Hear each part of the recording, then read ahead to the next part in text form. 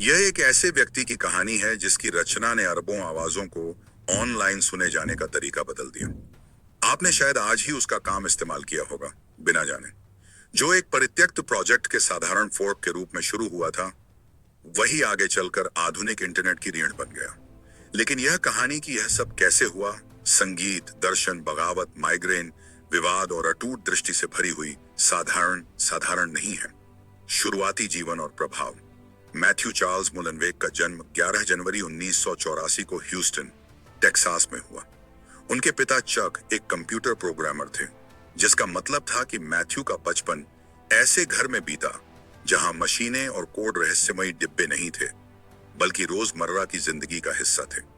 उनकी मां ने उन्हें कैथोलिक परंपरा में पाला, लेकिन युवा मैथ्यू का मन पहले ही परंपरा से परे रचनात्मकता, दर्शन और तकनीक की ओर भटक रहा था।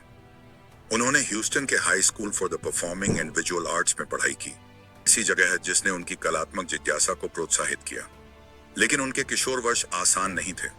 लगातार होने वाले माइग्रेन अक्सर उन्हें स्कूल से दूर रखते, जिससे वे किताबों, कंप्यूटरों और संगीत में सुकून खोजते। उन्होंने सैक्सोफोन उठाया, जैज में डूबे और अपनी कलात्मक प्रवृत्ति को इंटरनेट के कामकाज के प्रति उभरती हुई जिज्ञासा के साथ संतुलित किया।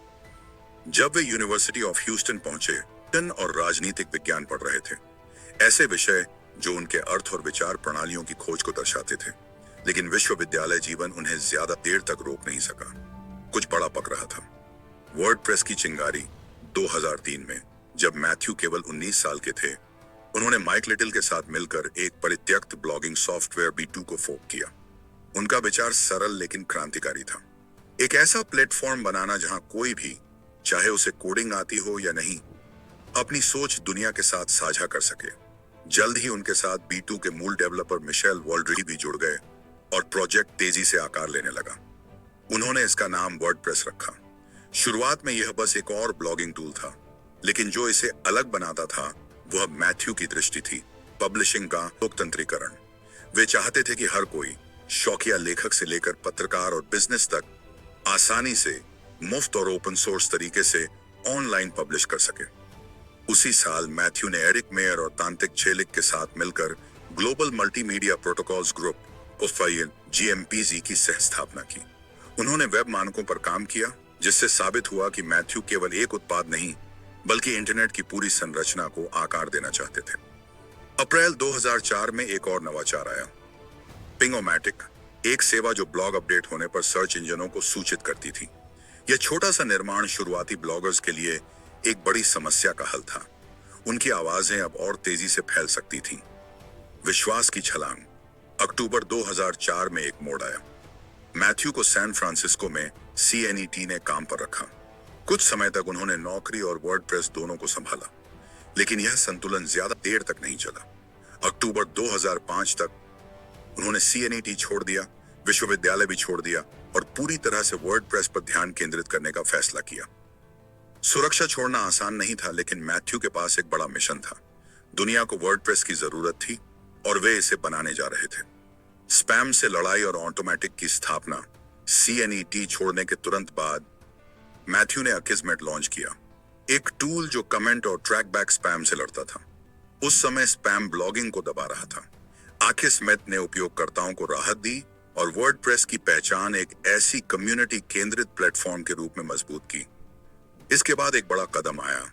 दिसंबर 2005 में उन्होंने ऑटोमेटिक की स्थापना की। WordPress.com और आकिस्मेट से शुरू होकर ऑटोमेटिक जल्द ही वर्डप्रेस इकोसिस्टम का संरक्षक बन गया। यह सिर्फ एक कंपनी नहीं थी, यह एक आंदोलन था जो ओपन सोर्स सॉफ्टवेयर का समर्थन करता था, साथ ही ऐसे व्यावसायिक उत्पाद भी बनाता था जो इसके मिशन को सहारा देते थे। 2014 में मैथ्यू ऑटोमेटिक के CEO बने। पहले कंपनी का नेतृत्व कर चुके टोनी श्नाइडर नए प्रोजेक्ट्स की ओर बढ़ गए। मैथ्यू के नेतृत्व में ऑटोमेट ने वूकॉमर्स, जेटपैक और निश्चित रूप से WordPress.com जैसे उत्पादों के साथ विस्तार किया। ऑटोमेटिक ने सिलिकॉन वैली की सामान्य पटकथा का पालन नहीं किया। उसने न तो जल्दी IPO किया और न ही किसी बड़ी कॉरपोरेशन को बेचा। यहां तक कि जब कंपनी यूनिकॉर्न बनी, मैथ्यू ने अपना अलग रास्ता चुना। 2021 में ऑटोमेटिक ने $288 मिलियन जुटाए और बाद में $250 मिलियन का शेयर बायबैक घोषित किया, ताकि कर्मचारियों को पुरस्कृत किया जा सके। एक कदम जिसने दिखाया कि वे लाभ से अधिक लोगों पर विश्वास करते हैं। ऑन्ड्री कैपिटल और निवेश। मैथ्यू की उद्यमशीलता की भावना वर्डप्रेस तक सीमित नहीं थी। 2008 में उन्होंने नवीन सेल्वदुरई और ऑन्ड्री किम के साथ ऑड्री कैपिटल की सह स्थापना की। यह एक एंजल निवेश फर्म थी जिसने लगभग 30 स्टार्टअप्स को समर्थन दिया। इसके माध्यम से मैथ्यू ने अपने विचारों से परे परियोजनाओं को भी सहारा दिया। बाद में उन्होंने नॉर्ड सिक्योरिटी और स्ट्राइप जैसी कंपनियों में निवेश किया और ऐसे स्टार्टअप्स को फंड करना जारी रखा जो उनके खुले और जुड़े इंटरनेट के विजन से मेल खाते थे।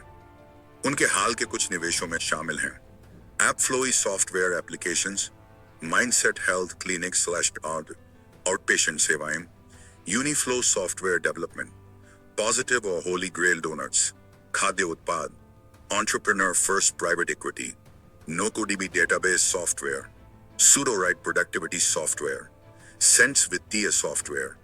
हर निवेश अलग जिज्ञासा दिखाता था, लेकिन सभी में एक ही विश्वास था, व्यक्तियों को सशक्त बनाना। वर्डप्रेस और समुदाय। मैथ्यू सिर्फ सीईओ नहीं थे, वे खुद को समुदाय के लिए सुलभ बनाते थे। हर साल वे वर्डप्रेस पॉडकास्ट के लिए 1 घंटा देते, कहानियां साझा करते और सवालों के जवाब देते, वह भी मुफ्त। वे वापसी में विश्वास रखते थे और प्रोजेक्ट को इसकी जड़ों से जोड़े रखते थे। वर्डप्रेस खुद सॉफ्टवेयर से आगे बढ़कर एक आंदोलन बन गया। आज यह इंटरनेट की 40% से अधिक वेबसाइट्स को शक्ति देता है। ऑटोमेटिक की रिमोट क्रांति। शुरुआत से ही ऑटोमेटिक एक वितरित कंपनी थी। बहुत पहले जब रिमोट वर्क वैश्विक मानक नहीं बना था, ऑटोमेटिक साबित कर रहा था कि भौगोलिक स्थिति प्रतिभा को सीमित नहीं करती। 2021 तक इसके 91 देशों में 2000 कर्मचारी थे। मैथ्यू के लिए रिमोट वर्क कोई समझौता नहीं था, यह भविष्य था। अवकाश और विवाद। फरवरी 2024 में मैथ्यू ने 3 महीने का अवकाश लिया। उन्होंने इसे चिंतन का समय बताया, लेकिन यह विराम विवाद से बाधित हुआ। एक ट्रांसजेंडर टम्बलर उपयोगकर्ता जो कि ऑटोमेटिक के स्वामित्व में है न के साथ सार्वजनिक झगड़े ने आलोचना और बहस को जन्म दिया। यह याद दिलाता है कि प्रभाव के साथ जांच पड़ताल भी आती है और जो नेता खुलेपन का समर्थन करते हैं उन्हें भी चुनौतियों का सामना करना पड़ता है। मान्यता और प्रभाव। मैथ्यू के योगदान अनदेखे नहीं रहे। टाइम पत्रिका ने उन्हें इंटरनेट पर सबसे प्रभावशाली लोगों में सूचीबद्ध किया। पब्लिशिंग को लोकतांत्रिक बनाने में उनकी भूमिका ने उन्हें वैश्विक शख्सियत बना दिया, जिसे तकनीकी दुनिया से परे भी सराहा गया। व्यवसाय से परे। परोपकार। मुलनवेग की कहानी केवल लाभ की नहीं है, यह प्रभाव की भी है। उन्होंने कई गैर लाभकारी संगठनों और कारणों का समर्थन किया, अक्सर चुपचाप लेकिन लगातार। वे grist.org जैसी पत्रिकाओं के बोर्ड पर रहे जो पर्यावरण जागरूकता पर केंद्रित हैं। उन्होंने Eco America, Illuminate the Arts and New Museum का समर्थन किया। उनकी दान राशि ने द बे लाइट्स जैसे प्रोजेक्ट्स को साकार करने में मदद की। सैन फ्रांसिस्को बे ब्रिज पर एक शानदार लाइट स्कल्पचर।